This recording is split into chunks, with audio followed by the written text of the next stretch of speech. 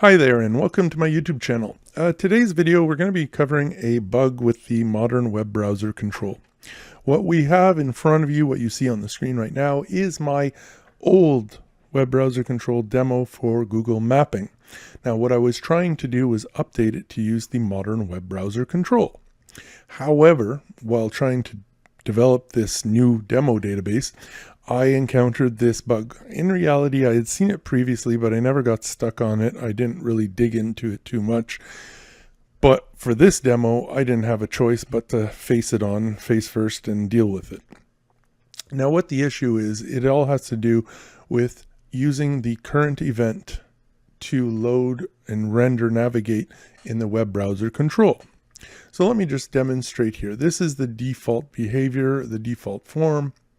I have a web browser control here, the modern web browser control. And what happens is I'm using the current event, and we'll look at it in just 2 seconds. It's very simple. But basically it takes address information from here, builds up a URL, and navigates, tells the web browser to navigate to it. So if we just go to the code very quickly, as I say, it builds up the URL all here, and then it simply passes that URL to navigate. That is it. That is all. There's nothing else going on here. Now, I'm going to just demonstrate the default behavior. We will open up the form, and here, typically, the first run will work. So that is glorious. We're happy. However, if the user closes the form and relaunches the form, they will get a blank window. And this is repeatable, reproducible, repeatable, over and over and over. They never get a rendered web browser control with the map, which they should, because we are on the same form, the same record, the same code. Nothing has changed besides closing the form and reopening it. So what I end up with is a form that only works on the first run. If I perform a compact run repair and then relaunch that same form, you will notice it will work again. Okay. And if we close it down and reopen, we have the same behavior again. It doesn't load. We end up with a blank screen. So this just simply doesn't work. We can't give this to end users and tell them, oh, well, you can only use this form one time. And after that, if you close it, you have to close the database. That's just ludicrous. So there's something going on behind the scenes. I don't know what it is, but there's definitely a bug. So I came up with a fix. So let's just demonstrate the fix. It's the exact same form. Okay, let's get that straight. I haven't changed anything there. What I've done, I've played a little bit of games using VBA to manage to get it to render properly. So if we open it up, the same form, same address, same URL, and as you can see, it works on the first shot, no problem. We wait here, second shot, it will render as well. We can close it down. Third shot, it will render, and so on and so forth. So what have I done? How did I manage to solve the problem? Very simply here, if we open it up, you will now notice at the form level, we're on the form level, I have removed the current event. There's no point. It doesn't work. So why have it firing and trying to execute code when it just doesn't work off the bat?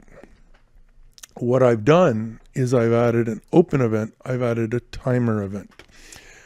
I'm using the open event just because I didn't want to hard code a timer interval here. People sometimes go and change that. I much prefer to control it at the VBA level. And that's the only reason for the open event. So let's just quickly look at the open event. That is all I'm doing. I'm just setting the timer interval. That's it. Then what you're also going to notice is I'm also using here the web browser controls document complete event. Now, by default, the web browser control has no control source. So basically the document complete should be instantaneous, because there's nothing for it to load. So basically, as soon as it's rendered, the control is alive, shall we say, it's going to fire. And what I'm doing with this is I'm using it to set a module level variable to true. So basically, is the control fully loaded? At this point, yes, it is. So with this in the timer event, I'm able now to say here, using the timer event, just keep looping here. Just keep doing whatever you're doing. until which point this event here switches the variable to true to indicate, okay, the web browser control is fully loaded and is ready to go. In which case this loop, it will break out of the loop because now it's true, and we'll move on to assigning the onCurrent event to an event procedure. I will now turn off the timer event because I don't need it to execute after the form has loaded. It's a one-time thing. I don't need it executing every minute, every 10 minutes, I just need it to execute that one time. So we're going to set it to 0 so it stops firing. And then now we're going to say run the form current event. So now that the web browser control I know is fully loaded and accessible, now run the form current event. I suspect there's a timing issue going on initially with the way Microsoft has developed things, and that's the whole issue. I have a feeling the form current was firing before the web browser was fully accessible and in display or whatever.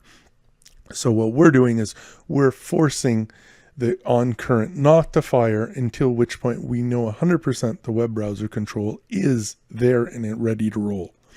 And then it just comes up here and runs. Now, to be able to call the form current like I've done, don't forget I had to switch this to a public variable.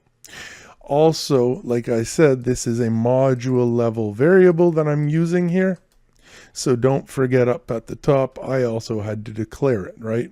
A private module level Boolean. And that's it. The actual form current event is unchanged. I'm simply building up a URL and navigating to it. That is it. Nothing's changed there. Everything happens basically right here. That's it. Basically, we just use the control itself to tell us when it's ready, and when it's ready, then we assign and run the form current. So basically, we're slowing down the current event from running on the opening instance only. After that, the timer is disabled, the onCurrent event is set, and then it will work properly. And I never demonstrated that, but you will see. If we load it up again, the form current event is in fact there and is fully functional. Okay, so when you navigate now, there's no issue. That we didn't change because we still assign the form current event. It's just that initial load where we're slowing down the form current event. And it works reliably. So there you have it. A fix to the Microsoft modern web browser control issue with form current event rendering a blank screen after it has been rendered one time. And I'll be putting out a article on this, and I will, I guess, create a feedback item in the feedback portal in the hopes that Microsoft one day sees fit to fix this, because we really shouldn't have to do this. We shouldn't be slowing down code with timer events and whatnot, but that is currently the solution that I came up with that works reliably.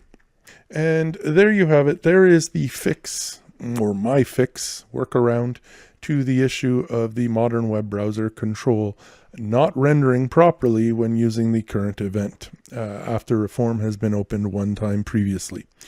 I do hope this helps a few of you out there. We'll see you in the next video. If you don't mind, like, share, subscribe.